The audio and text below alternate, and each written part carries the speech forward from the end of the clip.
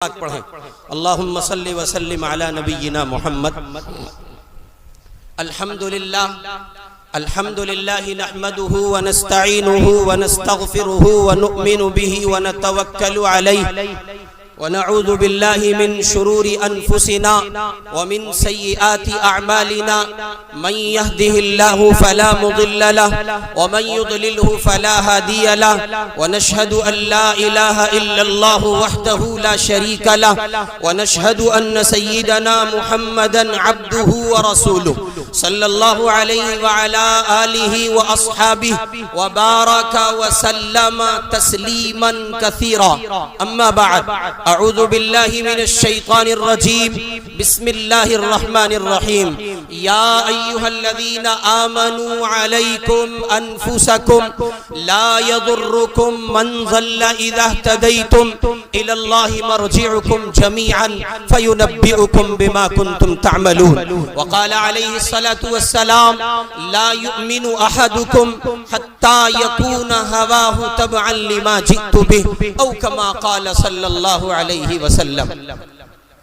معزز و مقتدر واجب الاحترام حضرات علماء اکرام بزرگان محترم پس پردہ بیٹھی مائیں بہنیں بچیاں، میرے محترم دوست جناب مولانا نصیب احمد صاحب جو اس مجلس میں حاضر نہیں ہیں اپنی بیماری کی وجہ سے، اور میرے داعی ہیں میزبان ہیں، انہوں نے مدعو کیا اور وہی نہیں ہے، قلق ہوا یہ سن کر کہ وہ بیمار ہیں، اللہ تعالیٰ ان کو شفا نصیب فرمائے۔ انہوں نے قومی یکجہتی اور اصلاح معاشرہ کے عنوان سے آپ کی خدمت میں کچھ معروضات پیش کرنے کا حکم دیا تھا، اسی حوالے سے یہ گنہگار آپ کی خدمت میں حاضر ہے۔ چند ایک معروضات دکھ دل کے ساتھ، ٹوٹے ہوئے خوابوں کے ساتھ اور بے پناہ متاثر جذبات کے ساتھ رکھنے کے لیے حاضر ہوا ہے۔ دعا فرمائیں اللہ تعالیٰ کچھ کام کی باتیں کہنے کی توفیق سے نوازے۔ بزرگان محترم، ماضی قریب میں ہمارے بزرگوں میں حضرت شیخ الہند رحمت اللہ علیہ کے شاگردوں میں ایک نام ہے حکیم الامت مجدد ملت حضرت مولانا اشرف علی تھانوی نور اللہ مرقدہ کا۔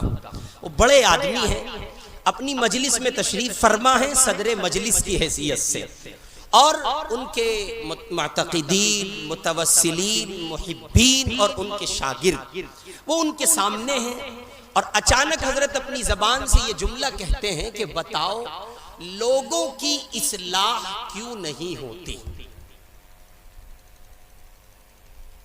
شاید یہ سوال حضرت نے ان لوگوں سے کیا تو ایسا نہیں کہ یہ صرف انہی کا سوال تھا، بلکہ یہ میرا آپ کا بھی سوال ہے، اور دنیا کے ہر مسلمان کے اندر کی دنیا کا درد ہے، اس کے من کا دکھڑا ہے کہ آخر اللہ کے بندے اللہ کی اطاعت، رسول کی فرمانبرداری اور شریعت کے نظام کے حامل کیوں نہیں بنتے، اور کیوں اللہ کی زمین پر اللہ کے نظام کے نفاذ کے لیے اللہ کے بندے سرگرم عمل نہیں ہوتے۔ سو حضرت تھانوی نور اللہ مرقدہ نے سوال کیا بتاؤ لوگوں کی اصلاح کیوں نہیں ہوتی؟ تو ظاہر ہے کہ وہ میری آپ کی طرح تو تھے نہیں، انہوں نے عہد صحابہ کی سنت کا احیاء کیا، اور حضرات صحابہ کے مزاج کے عین مطابق، جیسے صحابی رسول صحابہ سے اللہ کے محبوب پوچھتے اور سوال حضور پاک فرماتے تو صحابہ باوجود علم کے اس کا جواب نہ دیتے اور کہتے اللہ و رسولہ اعلم، اللہ اور اس کا رسول زیادہ جانتا ہے۔ ٹھیک اسی طرح حضرت تھانوی نور اللہ مرقدہ کے معتقدین اور آپ کے متوسلین نے کہا شیخ آپ زیادہ جانتے ہیں، آپ ہی فرمائیں لوگوں کی اصلاح کیوں نہیں ہوتی؟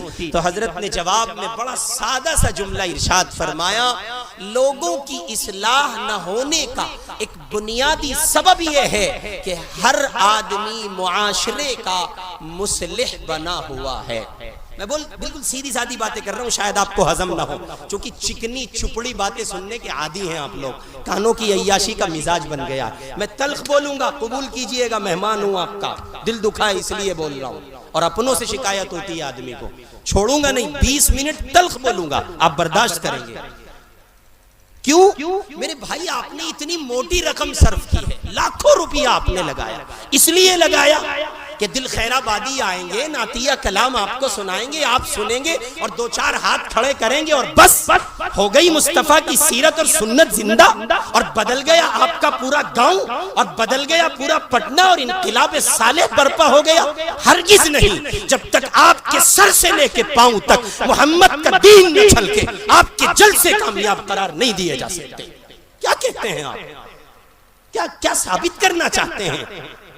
جب سے یہ جلسوں کا نظام اس عروج پر اور اس شباب پر پہنچا ہے کہ امت اپنے کانوں کی سماعت کا، اپنے کانوں کی غذا کا سامان کرنے لگی۔ بڑے دکھے جی کے ساتھ کہتا ہوں، تبلیغی جماعت کے دوسرے بڑے حضرت جی، حضرت مولانا یوسف صاحب رحمۃ اللہ علیہ، انہوں نے بھوپال کے اجتماع میں یہ بات کہی تھی، مسلمانوں تم نے کانوں کی عیاشی اب بھی نہیں چھوڑی۔ تو محض حیرت تھا مجمع، اللہ ہم کیا کرتے ہیں؟ حضرت نے فرمایا لوگوں پہلے تم کنجریوں کے گیت سنتے تھے، اب علماء کے بیانات سننے کے عادی ہو۔ زندگی عمل سے اس وقت بھی خالی تھی اور زندگی عمل سے آج بھی خالی ہے۔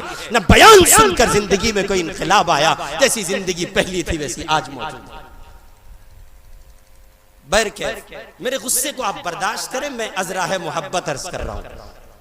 حضرت تھانوی رحمت اللہ علیہ نے فرمایا معاشرے کا ہر شخص اپنے آپ کو مصلح سمجھ رہا ہے۔ باپ کی فکر ہے اولاد سدھر جائے، اولاد کی فکر ہے باپ سنور جائے، شوہر کی فکر ہے بیوی سنور جائے، بیوی کی فکر ہے شوہر سنور جائے، علماء کی فکر ہے عوام سنور جائے، عوام کی فکر ہے اہل علم سدھر جائیں، سماج کے بڑوں کی فکر ہے چھوٹے سنور جائیں، سماج کے چھوٹوں کی فکر ہے بڑے سنور جائیں۔ امیر چاہتا ہے غریب فساد پھیلا رہا ہے، غریب کہتا ہے امیر فساد پھیلا رہا ہے، سیاستداں کہتے ہیں رعایا فساد پھیلا رہی ہے، رعایا کہتی ہے سیاستداں فساد پھیلا رہے ہیں۔ کتنا اچھا ہوتا ہم سب قرآن کے تابع ہو کر اللہ کے قرآن کو پڑھتے، نبی کے فرمان کو پڑھتے، مصطفیٰ کی شریعت کو سنت کو سینے سے لگاتے، قرآن کھول کے دیکھتے، 7ویں پارے کی تلاوت کرتے۔ اللہ ہم سے کہتا ہے یا ایھا الذین آمنوا علیکم انفسکم، اے ایمان والو تم اپنی فکر کرو، کون کیا کر رہا ہے اس سے تمہیں کوئی سروکار نہیں ہونا چاہیے۔ لا یضرکم من ضل اذا اہتدیتم، جب تم ہدایت پر رہو گے دنیا کی کوئی گمراہ طاقت تمہیں گمراہ نہیں کر سکتی۔ یہ نظام ہے اللہ کا۔ لیکن جب اپنی زندگی، اپنی دنیا، اپنا کردار، اپنی گفتار یہ سب کچھ عمل سے خالی ہو، افسوس کہ مسلم معاشرہ گفتار کا غازی ہے، کردار کھو چکا ہے۔ اس کی دنیاوی زندگی میں، اس کے طور و طریق میں، اس کے چال چلن میں، اس کے رہن سہن میں، اس کے دن اور رات کے گزارنے میں مصطفیٰ کی سنت نہیں چھلکتی ہے، اغیار کا طریقہ چھلکتا ہے، انگریز کی تہذیب چھلکتی ہے۔ جو دل دادا ہو انگریز کے ہیں اور وہ بات کرے مصطفیٰ کے نظام کے نفاذ کی، تو یہ بالکل ایسے ہے جیسے خواب دیکھتے ہوئے کوئی آدمی حکومت بدل رہا۔ مسیح الامت حضرت مولانا مسیح اللہ خان صاحب جلال آبادی نور اللہ مرقدہ سے ایک نوجوان نے ایک سوال کیا، کہا حضرت اسلامی حکومت کب آئے گی؟ بہت موٹا سا سوال ہے، موٹا سا جواب دیا حضرت نے۔ یہ جو اہل اللہ ہوتے ہیں نا، اہل دل، جن کی دل کی دنیا بنی ہوتی ہے، ان کے یہاں بڑے سیدھے سادے جملے ہوتے ہیں، وہ ہر آدمی ہضم نہیں کرتا۔ تو ایک نوجوان نے سوال کیا حضرت اسلامی حکومت کب آئے گی؟ فرمایا کتنے فٹ کے ہو تم؟ سوال کچھ تھا جواب کچھ ہے، کتنے فٹ کے ہو؟ اس نے اپنا فٹ بتایا، 5 فٹ اتنے انچ کا ہوں۔ فرمایا اپنے ظاہر پر اسلامی حکومت نافذ کرو، اللہ عالم میں اسلامی حکومت نافذ کر دے گا۔ ابھی تو آپ کا ظاہر اسلام کے نفاذ سے خالی ہے، چہرے پہ داڑھی نہیں ہے، مصطفیٰ کا لباس نہیں ہے، پاجامہ ٹخنوں سے نیچے ہے، نمازیں نہیں ہیں، باپ کی نافرمانی ہے، غیبت، چغلی ہے، بہتان ہے، زنا ہے، عیاری ہے، مکاری ہے، جوا ہے، سود ہے، سٹا ہے، اور اس کے علاوہ جرائم کی ایک دنیا ہے۔ کس کو کہیے اور کس کو چھوڑ دیجئے، اور جرائم کی دنیا کے شہنشاہ کہتے ہیں، جرائم کی دنیا کے آباد کرنے والے کہتے ہیں اسلامی حکومت کا نفاذ کب ہوگا؟ آئیے اسلامی حکومت کے نفاذ کے لیے، معاشرے میں امن و سلامتی کے لیے، اللہ کے بندوں کو سکون حاصل ہو، راحت حاصل ہو، آپ کی ترقی ہو، آپ کے ملک کی ترقی ہو، آپ کے گھرانے کی ترقی ہو، اہل وطن کی ترقی ہو، اہل دنیا کی ترقی ہو، سماج کے ہر فرد کی ترقی ہو۔ قرآن کے اس نسخے پر عمل کیجئے۔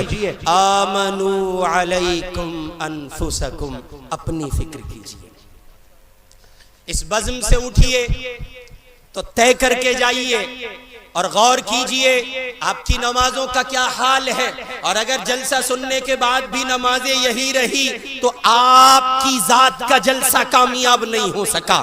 اگر آپ کی زندگی ایسی ہی رہی کہ آپ کا بوڑھا باپ سسکتا رہا تو آپ کی زندگی کا جلسہ کامیاب نہیں ہو سکا۔ آج کی رات آپ نے ضائع کر دی، اگر یہی رہا، آپ ماں کو جواب دیتے رہے، بہنوں کا حق مارتے رہے، بیٹیوں پر ظلم ڈھاتے رہے، بچوں کی نکاحوں میں تاخیر کرتے رہے، نکاح کو مشکل بناتے رہے، زنا کو فروغ دیتے رہے، سود کا بازار گرم رہا، عیاری اور مکاری کا بازار گرم رہا، اور اللہ کے بندوں کو آپ کی ذات سے راحت میسر نہ آ سکی تو پھر آپ کی ذات کا جلسہ ناکام رہا۔ اس لیے آج کی اس مجلس سے یہ طے کر کے اٹھیں کہ اپنی ذات میں اسلام نافذ کریں گے۔ آمنوا علیکم انفسکم، اپنی فکر کریں گے اور غور کریں۔ عہد صحابہ میں صدیق اکبر ہیں، عہد صحابہ میں ابو بکر ہیں، عمر ہیں، عثمان ہیں، علی ہیں، اور 1,25,000 سوا لاکھ صحابہ کا مجمع ہے، لیکن آپ غور کریں عہد صحابہ کا ایک انمول صحابی ہے، حضور پاک کا خلیفہ ہے، خلیفہ دوم اس کو کہا جاتا ہے۔ دنیا کے ایک بڑے حصے پر 22 لاکھ مربع میل پر حکومت قائم کرنے والا نام عمر، جس کے نام سے ایک ایسی شخصیت جس کے نام سے شیطان کانپتا ہے۔ ذرا غور فرمائیں، دور عمر ہے، وہ خلافت کی گدی پر متمکن ہے، اور وہ بحیثیت خلیفہ دوم مسلمانوں کے امیر موجود ہیں، اور حذیفہ ابن الیمان کی چوکھٹ پہ حاضر ہوتے ہیں اور آ کے کہتے ہیں حذیفہ میں تمہارے پاس اس لیے حاضر نہیں ہوا کہ رسول پاک علیہ السلام نے منافقین مدینہ کی جو لسٹ تمہیں سونپی تھی وہ عمر کے حوالے کرو، اس لیے عمر نہیں آیا ہے کہ منافقین مدینہ کے نام عمر کو بتائے جائیں، اللہ کی قسم میں کسی کا نام نہیں جاننا چاہتا۔ عمر کو اس کی ذات کی فکر ستا رہی ہے، عمر اس لیے تمہاری چوکھٹ پہ آیا ہے، اللہ کے لاڈلے حبیب نے منافقین مدینہ کی جو لسٹ تمہیں سونپی تھی ذرا ایک بار چیک کر کے بتاؤ کہیں اس میں عمر کا نام تو نہیں ہے۔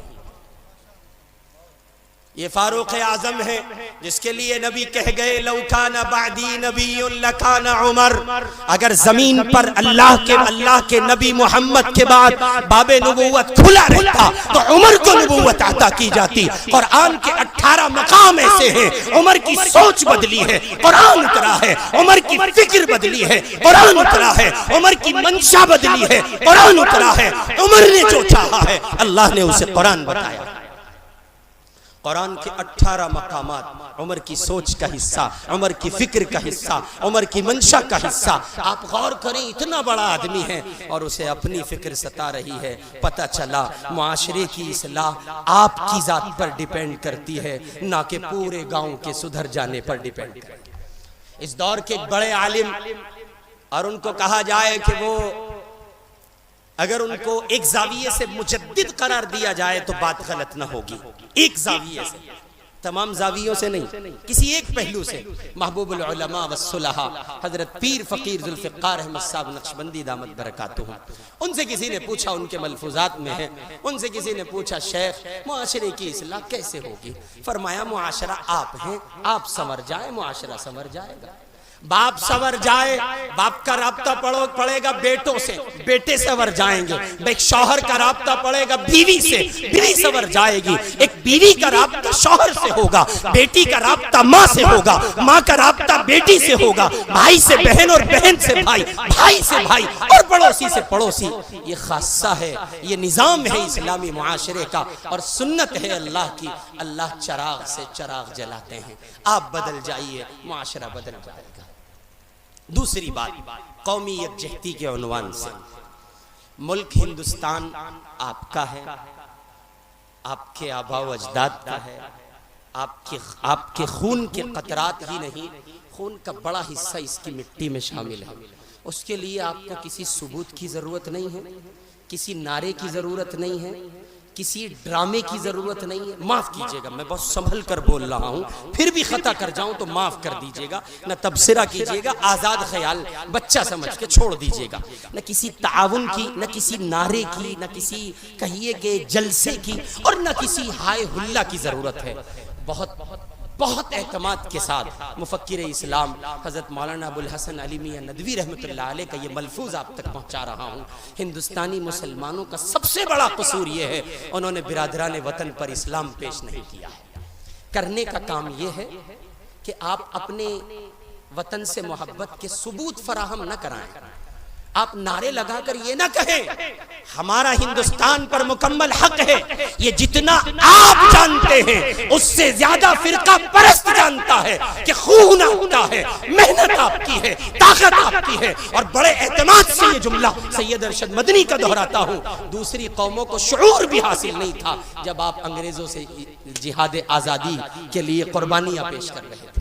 تو یہ کوئی چیز نہیں ہے کہ آپ ثبوت پیش کریں، کسی ثبوت کی ضرورت نہیں ہے۔ ایک چھوٹا سا کام کر لیجئے مولانا ابو الحسن علی میاں ندوی کے مشورے کے نتیجے میں، اور وہ کام یہ ہے کہ آپ میں سے ہر مسلمان یہ طے کرے کہ وہ اللہ کے ہر بندے پر، وہ ہندو ہو، سکھ ہو، عیسائی ہو، بدھسٹ ہو، جینی ہو، دلت ہو، وہ سماج کا کوئی فرد ہو، قرآن کی اس آیت کو سامنے رکھے، جیسے اللہ نے قرآن میں کہا قل یا ایھا الناس انی رسول اللہ الیکم جمیعا، اے پیارے محمد صلی اللہ علیہ وسلم آپ کہہ دیجئے آپ پوری انسانیت کے نبی ہیں، آپ عالمی نبی ہیں، عالمگیر نبی ہیں، ہماگیر نبی ہیں۔ مسلمانوں کی اجارہ داری نہیں ہے محمد عربی کی ذات پر، مسلمانوں کی اجارہ داری نہیں ہے قرآن پر۔ قرآن جتنا مسلمانوں کا ہے اتنا ہندوؤں کا ہے، سکھوں کا ہے، بدھسٹوں کا ہے، جینیوں کا ہے، دلتوں کا ہے، عیسائیوں کا ہے، اور دنیا کی تمام قوموں کا ہے۔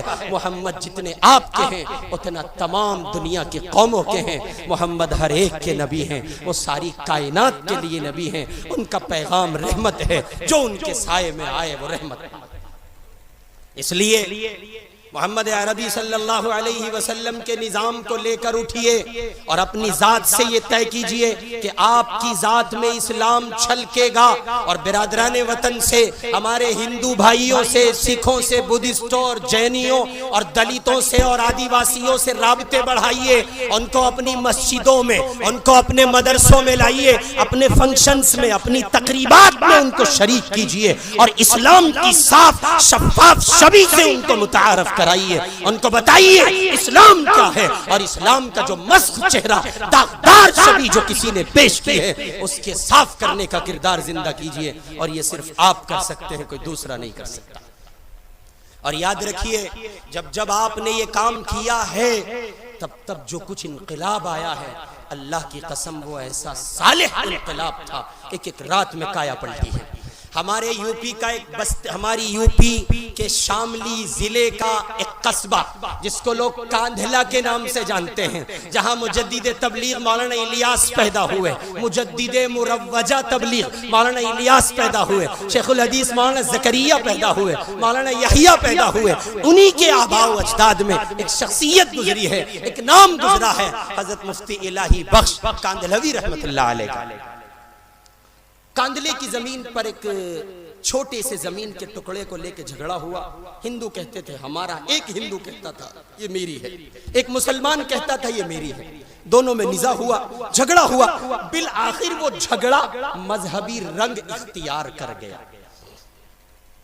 مسلمانوں نے مسلمان کو کہا اگر یہ زمین تو لینے میں کامیاب ہوا تو مسجد بنائیں گے، ہندوؤں نے اس ہندو سے کہا اگر یہ زمین تو لینے میں کامیاب ہوا تو مندر بنائیں گے۔ اب یہ مذہبی رنگ اختیار کر گیا۔